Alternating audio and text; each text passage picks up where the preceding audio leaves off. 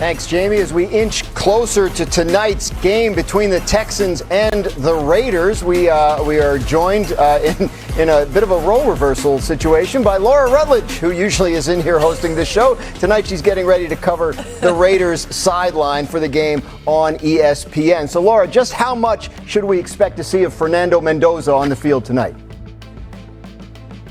Well, Graz, I like this role reversal. You're doing a great job in there. And when it comes to Fernando Mendoza, we're going to see a lot of him tonight. That is the plan. And I think the main thing to pay attention to is just the health of the O-lineman in front of him. They want to make sure he's protected. So they're going to do everything possible to maintain that. And either way, I think he's in a really good spot to show what he's made of out here. He had a nice preseason debut last week, and they're going to focus in on a few specific things. But one of them being something that we've talked a lot about on NFL Live, and that's his play under center and adjusting to that. It's not something he did a whole lot in college, as we've talked about, but last week he was under center 10 times and threw 7 passes from those situations. I think we'll see more of that tonight. When he talked about it, though, he said, look, it's not rocket science. He's done a lot in his career already. He's not fazed by things. Clint Kubiak saying they focused on it, but every time he gives coaching or feedback to Mendoza, he doesn't make the same mistake twice. He fixes it quickly. That's been impressive. And Mendoza said he's just got to pay attention mostly to what happens after the snap when it comes to under center, trying to make pass plays look like run plays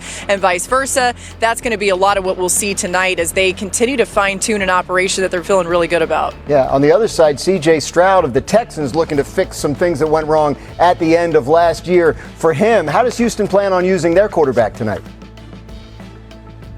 We'll see C.J. Stroud a little bit tonight, not nearly as much as we'll see Fernando Mendoza, but he will be out there, and he's excited once again to continue to prove that what happened last season and the way that it ended is not who he is as a quarterback. He's worked a ton in this offseason. He's spent a lot of time in the weight room putting on muscle, but he said he did a lot of work on the mental side, trying to flush out whatever happened at the end of last year and really focus on starting fresh. But a couple things they did that I think we can try to notice tonight and definitely when the season starts. Nick Caley said they tried to simplify things, take things that, were too complicated verbiage-wise and make them maybe a one-word play call. They're trying to make things a little more aggressive in the second year in Caley's offense and really put CJ in a place where not only can he receive the call quickly from his OC, but he can deliver it quickly to the offense, getting that sense of urgency going a little bit. And again, like I said, focusing on being aggressive, using their playmakers. They've been very impressed already by David Montgomery and really excited about incorporating him into this offense for CJ. Thanks so much, Laura. We look forward to much more from Laura ahead of and during tonight's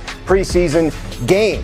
Houston Texans won their final 9 games of the regular season last year, and C.J. Stroud looked poised for a playoff run, but it didn't go great. Stroud 5 fumbles against the Steelers in the first round victory. That tied a playoff record, and then he threw 4 interceptions in the first half in Foxborough the next week, and the Houston Texans were eliminated by the New England Patriots. Those 4 interceptions in the first half tied for the most since the merger. So, Dan, what's the biggest concern you have for C.J. Stroud entering the season? Laura hit on it. Just the mental. Is he able to flush that playoff stretch and obviously performance against New England? This is a Super Bowl caliber football team. I have said all offseason there's no quarterback under more pressure than C.J. Stroud. They get good quarterback play. This is a championship contending team. And the thing is, last season, his play was trending back to looking like that rookie year, and then it just fell apart. Are they able to rebuild him? This is a remade offensive line once again. They lost one of their bright stars and number 2 wide receiver, Jaden Higgins, yesterday to an ACL injury. That's a significant injury. But it really comes down to this. One of the bigger question marks in the league, I would say, is what version of C.J. Stroud do we get, not physically, but mentally?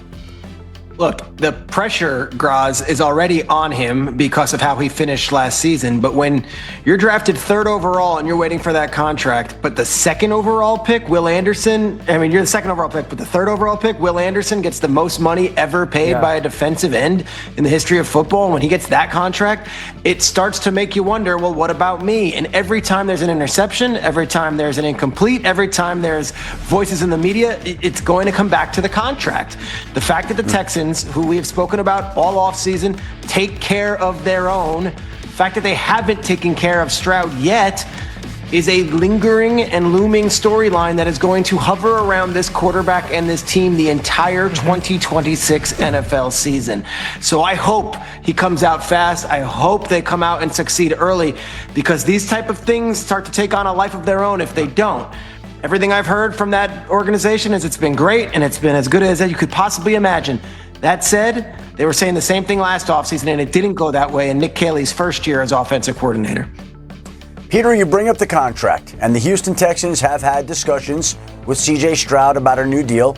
My understanding is they're not close at this particular time. Talks will continue. We'll see if they're able to get anything done by the time the season begins or shortly thereafter. What's interesting here is after this season, there are going to be a group of quarterbacks in line for extensions, a la Caleb Williams, Jaden Daniels, Drake May, Bo Nix, where you're going to see some enormous prices paid for quarterbacks. The prices of quarterbacks, as we know for all players, is always going up, especially a quarterback. So if the Texans and C.J. Stroud can't get a deal done in the coming weeks, and C.J. Stroud lights it up, the price is going way up. If he doesn't light it up, then obviously the Texans are in a situation where they may have to find another quarterback. But it creates a really interesting situation tied to his contract where there are talks going on, and we'll see if they can figure out something before the season begins that is in the best interest of both sides with all that's ahead. Such a great point. The 2023 quarterback class still didn't get its extensions. The 2024 quarterback class looks like they're more in line to get them right away. There's more preseason action tonight. The Chargers are going to be hosting the San Francisco 49ers at SoFi Stadium. For more on that game, we have Steve Weish. Steve Weish is at SoFi Stadium on the field, reporting live for us there. Steve, what more can you tell us about who's playing tonight? Well, Dan, 49ers coach Kyle Shanahan and Chargers coach Jim Harbaugh said the majority of starters will play at least a series tonight, and that includes both starting quarterbacks, Brock Purdy and Justin Herbert. But the story of this game centers around the Chargers' center position. In a joint practice between these two teams Saturday, starting center for the Chargers, Tyler Biadasz, suffered significant damage to ligaments in his knee when he was rolled up on, and he is out indefinitely. That is forcing rookie Jake Slaughter to move into that starting role. Now, Slaughter was a starting center at the University of Florida, but has spent the majority of the offseason and training camp competing for the starting left guard spot for the Chargers.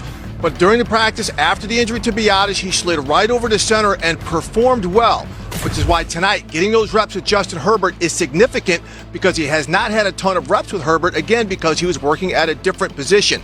The one thing working in Slaughter's favor is at Florida, he played in this outside zone run scheme. It is a natural fit for him, and players have already said he's looked good and very comfortable in running this offense. And also for the 49ers, we're not going to see wide receiver Mike Evans, who in that practice Tuesday had some type of discomfort that the 49ers like to label tightness. So we're not going to see him tonight, even though we will see quarterback Brock Purdy, as I mentioned. Some other players to look out for is rookie wide receiver Dejon Stribling, the second-round pick who's been the talk of the Niners training camp, and also rookie running back Kalen Black. He had missed 2 weeks with an adductor injury, but he came back Tuesday, and he looked really powerful and really fresh. Some other Niners key players we're likely not going to see tonight are veterans like Trent Williams, Fred Warner, and as we know, running back Christian McCaffrey and Nick Bosa have been dealing with some issues and been out for more than a week in practice. So again, the majority of the starters are going to play, but the key one to watch is for that Chargers offensive line. Yeah, and a couple of fun-looking rookies on the 49ers side who so far have been somehow immune to the tightness epidemic that seems to have set in there in San Francisco. Thanks, Steve Weish. Still to come on NFL Live, Cam Ward gets another chance to show us what he can do tonight. Orlovsky hasn't been that impressed with what he's seen from the former number one pick. He'll tell you why. The urgency of the Cincinnati Bengals winning this season. I'm trying to put it out. I'm trying to put it out into the world. I'm trying to manifest it. I'm trying to show our guys the urgency that I have and that I want us to have as an organization to go and make it happen. You can keep pushing it down the road, or you can talk about it now and say this is the year. And I'm tired of saying next year. This is it. One of the ways the Bengals are trying to make that happen for Joe Burrow is rebuilding their defense, and the centerpiece of that is defensive tackle Dexter Lawrence, who we expect to play a big role in their defense this year. The newest Bengal caught up with Stacey Dales after the team's joint practice against the Bears today. What is it like every time you step on the field, every play, you see that attention? I just encourage the guys around me to eat. And I think that's the best I could do. You know, I'm going to continue to learn how to defeat those and, you know, work on little techniques and little handwork, skill fights to, you know, help myself out in those positions. But if I'm getting all that attention, it's guys around me that can go out there and eat. Dano, the Bengals' offense is exactly the same as last year, but the defense, a lot of changes. He's the big one. Is that enough to make what Burrow is talking about happen? Absolutely. I've said this. If Joe Burrow plays 17 games and this defensive line with the addition of Lawrence on paper plays that the way that they should from the paper to the field, this team's no questions in the playoffs, probably 14-3, and then obviously can beat anybody. This quarterback, Joe Burrow, he continues to just publicly elevate the stakes. Obviously, the moves have indicated, and we know what the past 3 seasons have been. But for him to publicly say, I'm trying to put this out there, manifest this, make sure everyone understands the urgency. This is the year. I think it's another clear indication of, hey, if this doesn't go as everyone hopes and expects, there's going to be significant changes in Cincinnati. Understandably so. You get to the Super Bowl in your second year, your standards probably get a little bit high moving forward. You might have missed it late yesterday. Shortly after we went off the air, the Buccaneers locked up defensive tackle Vita Vea on a long-term deal. Vea spoke today about what it means to him to stay in Tampa. I always wanted to be a Buc, and I wanted to be a Buc for life. So I'm glad that we were able to get this done. This is something that happens